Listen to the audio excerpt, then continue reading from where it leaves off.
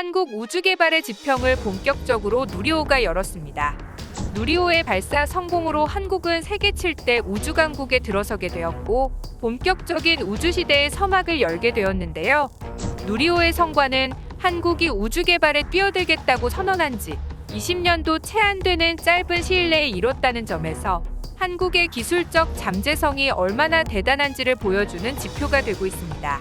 특히 많은 전문가들이 놀라고 있는 점이 한국의 누리호가 정말로 빠른 개발 성과를 보인 것인데요. 13년 전 한국이 러시아와 공동 개발했던 나로호의 실패로 많은 사람들이 한국의 우주 개발에 회의적인 시각을 보였으나 이후 한국은 러시아의 기술이 아닌 순수 독자 기술로 나로호와는 비교도 되지 않는 누리호라는 결과물을 만들었고 심지어 완벽한 성공을 보였기에 이제 한국은 우주강국들과 어깨를 나란히 할 수 있는 기술을 가진 나라로서 제대로 인정을 받게 되었죠.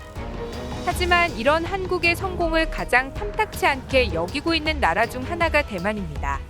자신들과 비슷한 시기에 우주 개발을 시작했지만 벌써 성과를 내고 성공한 한국의 로켓을 본 대만은 한국을 의식하며 누리호를 따라잡겠다는 의지를 보이며 로켓을 발사했는데요. 대만이 타도 한국을 외치며 발사한 로켓은 비행고도 3km 부근에서 발사한 지 불과 2분 만에 날아가다 그대로 바닷속에 추락해버리고 말았습니다. 완전히 망신을 당한 대만의 로켓 발사에 대만은 중국의 네티즌들로부터 크게 비웃음을 당하고 있는 상황인데요. 상황이 이렇게 되자 대만이 한국에게 로켓 기술을 제공해 달라는 요청을 하여 논란이 되고 있습니다. 그 내막을 자세히 알아보겠습니다.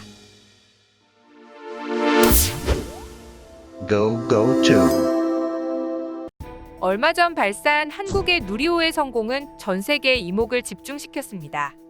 로이터 통신은 나로우주센터에서 발사한 한국의 누리호에 대해 특별 섹션을 만들어 심층 분석하며 한국의 기술적 성과 그리고 정치적 관계와 함께 누리호의 발사로 앞으로 한국은 민간 및 군사 로켓 개발에 큰 발전을 이룰 수 있게 되었다고 평가했습니다. BBC는 인기 동영상 섹션을 별도로 다루며 누리호의 발사 과정을 집중 보도했습니다. 또한 한국의 2030년 계획된 달 탐사 계획에 대해서도 언급했습니다. CNN도 6개의 헤드라인 및 인기뉴스 섹션에 한국의 누리호의 성공적인 발사를 보도했으며 AP통신과 ABC 뉴스 등의 주요 언론들도 누리호의 발사에 주목을 했죠. 세계의 주요 언론들이 한국의 누리호를 과하다 싶을 정도로 집중 보도를 했는데 이것은 이유가 있습니다. 바로 IT 강국인 한국이 앞서 있던 우주 강국들을 따라잡은 누리호의 기술적 성과와 한국이 우주 강국의 대열에 합류했다는 것은 세계의 우주 개발 사업에 큰 영향을 줄 수밖에 없기 때문인데요. 야심차게 한국이 개발한 누리호는 앞으로 6G 통신 네트워크, 정찰 위성, 한국형 GPS인 위성 기반 항법 시스템 및 미래의 달 탐사선 등의 목적으로 개발되었고 이것은 앞으로 미래의 미국을 비롯한 우주기술 강국의 파트너이자 경쟁 관계가 될 수 있는 단계까지 한국의 기술이 치고 올라왔기 때문입니다. 누리호의 성공에서 가장 주목해야 할 부분은 누리호를 순수한 한국의 독자 기술로 만들었다는 점입니다. 처음 우주 개발에 뛰어든다고 했을 때만 해도 관련 기술이 아무것도 없던 한국이 무에서 시작해 이런 성과를 이뤄낸 것을 본 수많은 외국의 전문가들이 놀라움을 감추지 못한 것이죠. 처음에는 한국이 이렇게 단기간에 이만한 성과를 낼 수 있을 것이라고는 아무도 예상하지 못했기에 많은 전문가들은 누리호를 회의적으로 봤지만 누리호는 그런 불신을 뒤로하고 보란듯이 성공을 한 것이죠. 순수한 자체 기술로 만든 로켓이기 때문에 사용에 제한이 없어 외국의 우주 프로젝트에 한국이 참여하거나 다른 나라의 위성을 한국의 로켓으로 우주에 올려놓는다던가 하는 프로젝트도 진행이 가능하게 됩니다. 지금까지 미국과 러시아가 해오던 우주 개발 프로젝트의 강력한 라이벌로 떠오르게 된 것이죠.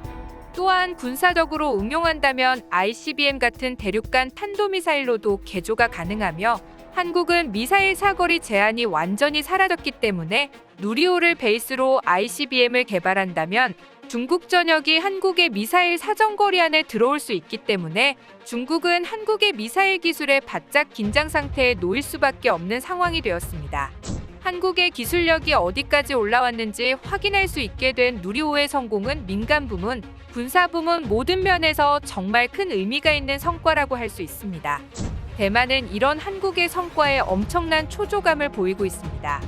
한국과 비슷한 시기인 2000년대 중반부터 우주개발 사업에 착수한 대만은 한국과 같은 성과를 아직 내지 못하고 있기 때문인데요. 최근 대만은 누리호의 성공을 의식하고 무리하게 로켓을 발사했다 실패하여 큰 망신을 당했습니다. 중국의 관영 매체인 관찰자망의 보도에 따르면 대만의 자체 기술로 개발한 위성 탑재 로켓인 HTTP-3A가 지난 10일 발사한 지 불과 2분 만에 고도 3km에서 추락해버렸다고 보도했습니다.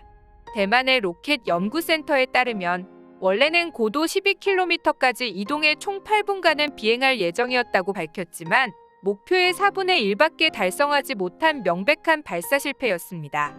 하지만 대만은 이것을 실패라고 인정하기 부끄러웠는지 대만 로켓연구센터의 웨이스신 부주임은 목표의 99%를 달성했다며 로켓 연구는 성공이다라고 발표했고, 심지어 대만의 대표 언론 매체인 자유시보는 대만이 개발한 로켓이 대성공을 거뒀다며 대만이 최초의 노벨과학상 수상자를 갖게 될 날도 머지않았다는 황당한 소리가 들어있는 기사를 내보내기도 했습니다.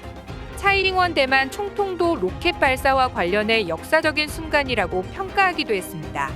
하지만 중국의 관영 매체들은 대만의 실패를 보며 기대 이하의 이륙 시간과 고도에도 불구하고 성공했다고 평가하는 것은 지나친 자화자찬이라고 평가했는데요. 중국의 네티즌들은 대만을 조롱하기 바빴습니다. 겨우 3km를 날아간 것을 두고 우주 항공 역사를 논하다니 부끄러운 일이라며 대만을 비웃었죠. 사실 대만의 이번 로켓 발사는 부분적인 성공이라고도 이야기하기 부끄러울 정도로 너무나도 큰 실패였기 때문에 대만의 네티즌들 사이에서는 로켓에 대한 언급이 금기시되는 분위기가 형성되고 있을 정도이죠. 대만의 이런 정신승리를 본 일본의 네티즌들마저 민망하다는 반응을 보이고 있습니다. 같은 혐한 기조로 대만과 똘똘 뭉친 나라인 일본에서는 어지간한 대만의 바보짓에도 대만의 편을 들어주며 대만을 띄워주기 바쁜데 이번만큼은 도저히 성공이라고 이야기해주기가 부끄럽다는 반응이 대다수입니다. 이런 대만의 상황을 본 우주기술 전문가들은 한국의 성과를 너무 서둘러서 쫓으려다 보니 이런 참담한 실패로 이어졌다는 이야기마저 나오고 있습니다.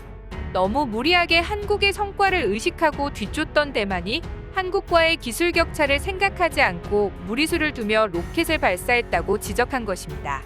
결국 자신만만하게 한국을 뒤쫓으려고 했던 대만은 오히려 한국과의 기술적인 완성도의 격차에 좌절을 겪고 있는 상황입니다. 이 때문에 대만 내에서는 한국에게 기술 제공을 요청하자는 이야기마저 나오고 있습니다. 중국의 크게 비웃음을 산 대만이 이런 망신을 만회하기 위해서는 도저히 현재의 대만 기술로는 위성을 우주에 띄울 수 없다고 판단한 것입니다. 대만의 입장에서는 한국의 기술 지원이 있다면 중국에게 받은 망신을 만회할 수 있다는 계산이 깔려있는 것이기도 한 것이죠. 아니면 누리호를 그냥 사와서 이름만 대만식으로 바꾸자는 이야기도 나올 정도로 대만인들이 중국의 비웃음에 크게 정신적인 데미지를 입었다는 것을 알 수 있습니다. 경쟁자인 한국에게까지 도움을 청할 정도로 대만이 몰려있다는 것을 반증하는 것이기도 합니다. 안 그래도 중국의 위협 앞에 놓여있는 대만에게는 한국의 힘을 빌려서라도 망신을 만회하지 않으면 국민적인 사기가 떨어진다는 계산도 깔려 있습니다. 한국의 로켓은 순수 국산 기술이기 때문에 로켓을 팔아도 되고 기술 제공이나 공동 개발 같은 프로젝트를 진행할 수는 있습니다.